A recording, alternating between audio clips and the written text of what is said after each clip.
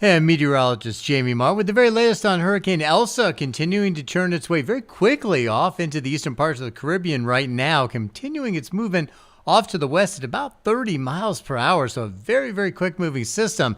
That's good and bad news. The bad news is it's even out there in the first place, but the good news is the faster it goes, the less time it has to sit there and really churn itself up and spin itself up even more than it already has it right now. In fact, 85 mile per hour winds is the maximum sustained winds right now. So it's already a pretty strong hurricane, and thunderstorms are wrapping around it pretty well right now. So wouldn't be surprised if it fluctuates a little bit more down over the next couple of days. Here's the look right now at our app. I do want to show you what's going on as far as the situation going on down there. Again, in the Caribbean right now, a lot of the storms have already begun to push off of the islands. That's good news there. Moving very quickly, as I mentioned, off towards the west. Let me show you what the details are right now. You can see with Elsa right now, again, those winds sustained at 85 miles per hour. Very strong one. And again, moving very quickly at 30 miles per hour. And we even have some more new watches and new warnings out there. We have some warnings in effect for Jamaica now. And we also have some watches in effect for Cuba. It just goes to show you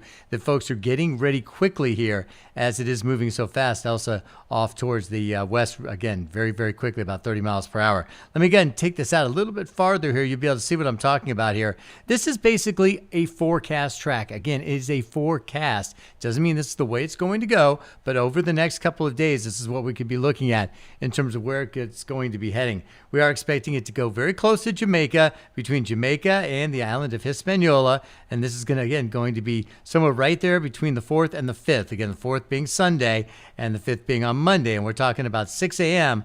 on Monday morning. As you can see, that's going to be somewhere out here just off of Cuba itself, and eventually moving its way over Cuba. Right now, this is what it looks like, through 6 p.m. coming up on Monday over towards Havana. So again, we aren't looking for a very quick moving system once it gets over the land, but it speeds up very quickly once it does get offshore. And as you can see right there, yeah, that's Key West. And again, that's only about 90 miles away from Havana, Key West is. So again, it's not going to move. It's not going to take very long for it to move across that location.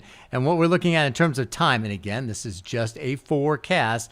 I do want to let you know what we're looking at right now, though, and that's expected here on Tuesday. That is the 6th. That's at 6 p.m., and that may bring it outside of Cape Coral and over towards Fort Myers. So again, there's Naples itself right there. And again, anytime you're dealing with a tropical system, especially a hurricane, anything on the east side is going to be vulnerable to some of the worst weather, and that's where we're going to have the tornadoes. The most likely place is going to be especially to the east and to the northeast, the center of circulation. So the center of circulation may be offshore. However, some pretty bad weather will be coming into the southern parts of Florida as we head into not only Monday, but into Tuesday and into Wednesday. And again, this is going to be changing back and forth and get adjusted here about every 6 hours for the next several days. And as of right now, the latest model part here shows to Gainesville. And again, this would be going through Gainesville here just about midnight or so coming up as we head in towards Wednesday morning. And again, so here's what we're looking at. And again, there's, of course, Central Florida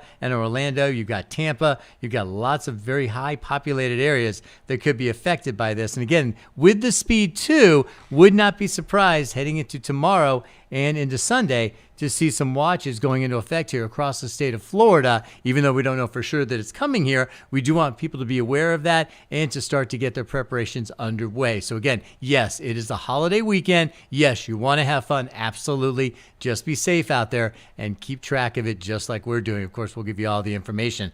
Let me go ahead and show you right now also one of the computer models that we're using at here. This is the Euro, a very good model actually, and it shows you what we're going to be looking at the next couple of days, because within about a 2-day time period, you can pretty much still see where it's going to be. But after about 2 days, it can really deviate from this actual forecast. So here's what we're looking at as far as the Euro goes. And again, we are expecting it to move its way generally off towards the west, continuing, and is right over towards you can see over towards Jamaica. That's the island of Hispaniola.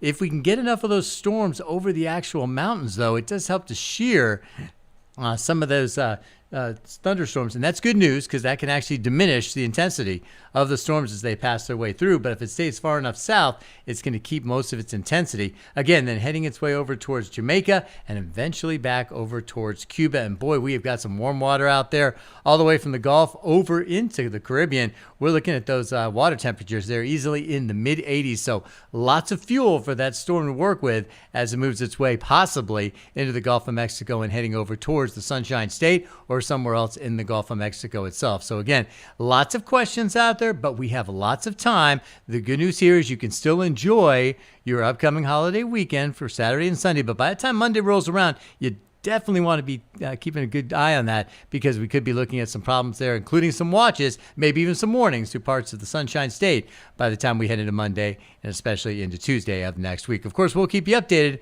right here throughout your upcoming holiday weekend.